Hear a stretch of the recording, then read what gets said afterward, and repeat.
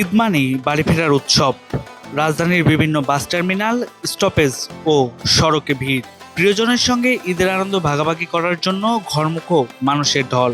এই বছরও দেখা যাচ্ছে অনেক যাত্রী গাবতলী বাস টার্মিনাল এড়িয়ে কম খরচে বাড়ি ফেরার আশায় আমিনবাজার ও মাঝপথের স্টপেজ থেকে বাসে উঠছেন। কিন্তু এখানে ভাড়া ও যাত্রী নিয়ন্ত্রণের স্বচ্ছতা নেই। কিছু বাস মালিক ও হেল্পার এই ভিড়কে ব্যবহার করে ইচ্ছামতো ভাড়া আদায় করছেন। ফলে স্বল্প আয়ের সাধারণ মানুষ সবচেয়ে বেশি প্রভাবিত হচ্ছেন। কম খরচে বাড়ি ফেরার পরিকল্পনা শেষ পর্যন্ত হয়ে যাচ্ছে বাড়তি খরচ ও ভোগান্তি। গাবতলী থেকে সরাসরি নির্ধারিত টিকিট নেওয়া যাত্রীর তুলনায় মাঝপথ থেকে ওঠা যাত্রীরা ঝুঁকির মুখে পড়ছেন। না আছে টিকিটের নিশ্চয়তা, না আছে ভাড়া নিয়ন্ত্রণের কোনো পদ্ধতি। ঈদের আনন্দযাত্রা যেন না হয় ভোগান্তির, সচেতনতা এবং নির্ধারিত টিকিট নেওয়া সেই জন্য অপরিহার্য। আপনার ছোট্ট পদক্ষেপই আপনার ঈদকে করতে পারে নিরাপদ, স্বস্তির এবং ঝামেলা মুক্ত।